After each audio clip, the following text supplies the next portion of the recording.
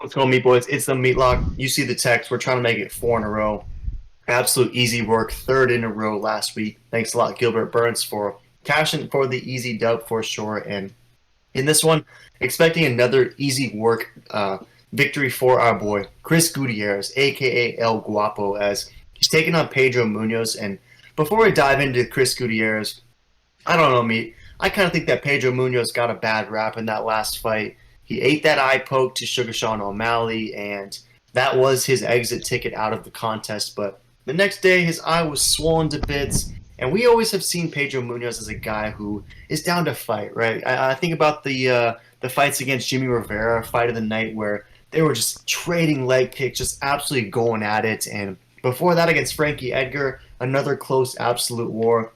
I don't know. Let me know down low if I'm just in my feelings about Pedro Munhoz, but I thought that he kind of got a bad rap with the whole he quit, he wanted a way out narrative against Sugar Sean. But nonetheless, in this one, I think he might need a way out because Chris Gutierrez, aka El Guapo, aka Joe Rogan's favorite fighter, at minus 225 just screams value because El Guapo has basically won 10 straight. There's that one draw sprinkled in there against Cody Durden, and that was a weird one. It was down at bantamweight, and one that, I don't know, a lot of strange circumstances went into that one for sure. But above that, it's been all easy work W's for Chris Gutierrez. Most recently, it took him only 2 minutes to retire Frankie Edgar in front of his hometown, in front of his friends and family. So that was tough for Frankie, but easy work for Chris. And then he got that beautiful performance of the night finish over to Bakari before that, and then took out Felipe Colares, Andre Ewell, took out Vince Morales, Geraldo de Freitas. He's really just been running through these guys, and Pedro Munhoz will present a different test. He's a different level, but we expect the 19-4-2 El Guapo to pass this test with flying colors. So, what are your thoughts, Meat? How do you think that Chris Gutierrez gets this one done, keeps our meat streak going, gets us 73rd overall, and keeps us in the green nonetheless? How does he get it done? Yeah, this is an insane meat lock. Pedro, I think he's still injured on the eye, and El Guapo is going to take advantage of that simpy eye of his. I will say, people thought Pedro was going to beat up Sugar Sean, Poodle Boy, but Poodle Boy just beat number one contender Peter Yan not too long ago, and in hindsight 2020, Pedro Munhoz had 0% chance even before the eye poke. So I would love to see Peter Yan versus Pedro Munhoz after Pedro gets sent to the shadow room by El Guap. El Guap versus Sugar Sean.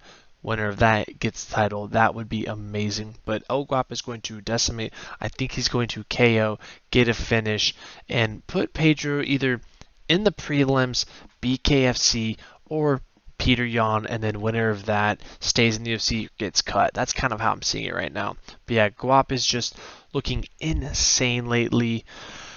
It's hard to not root for him. He's a cool dude. I like him a lot. Great personality, fun fighter, and he's gonna put on a heck of a meat lock this weekend.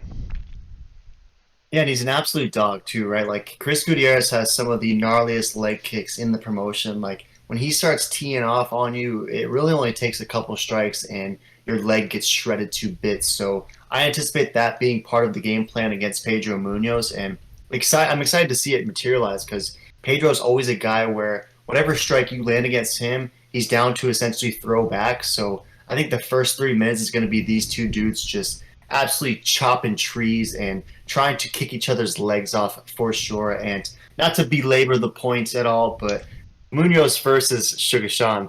Can't forget that Munoz won round one on all three judges' scorecards. So again, I think he gets a bad rap for the escape narrative, but again, El Guapo Gutierrez is just going to be too different of a level in this one, and I was a little surprised. Meat 86% is rolling with the Meat Boys. I guess I thought there'd be a little bit more love for Pedro Munhoz, but to your point, perhaps they see Pedro as well, just being prelim Pedro and heading back down, whereas Gutierrez just gets that next step victory and cements himself in these conversations. Because I jokingly said it's Joe Rogan's favorite fighter, but you can't listen to a Joe Rogan podcast where he talks about the bantamweight division and the first dude he always mentions, the Chris Gutierrez of the world, the Chris Gutierrez of the world. Like, he absolutely loves the talent that Chris Gutierrez brings, and deservedly so. The dude has been nothing but impressive, and at only 31 years old, it's crazy because he's really just coming into his own now. So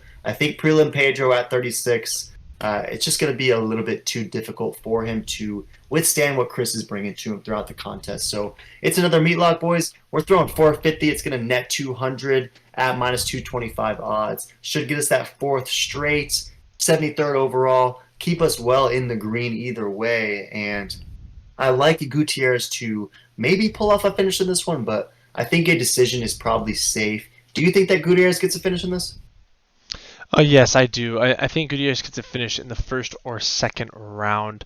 You know, I think it's going to be by leg kick TKO or leg kick compromise. Oh, you're against the fence. Later sent to the shadow realm. But I think it's going to be a KO TKO and a brutal one, but in spectacular fashion.